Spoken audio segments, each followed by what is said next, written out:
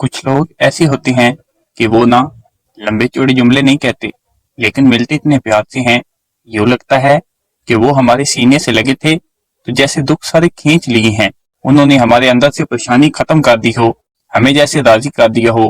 کھانا اتنا زبردست نہیں کھلایا لیکن ملے اتنے پیار سے ہیں، گفتگو اتنی سونی، لب و لہجہ اتنا حسین تھا کہ تیریاں ویکھ کے اداواں میں مرید ہو گئی۔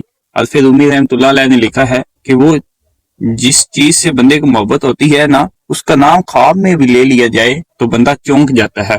جس سے آپ محبت کر رہے ہیں نا، اسے بھی پتا ہو کہ آپ اس سے محبت کرتے ہیں، اور اظہار محبت کا سلیقہ بھی ہونا چاہیے۔ لوگ نفرتیں کرتے ہیں تو اس کا اظہار کرتے ہیں کہ نہیں کہ مجھے جی یہ بات نہیں پسند، ناراض نہ ہوئیے گا۔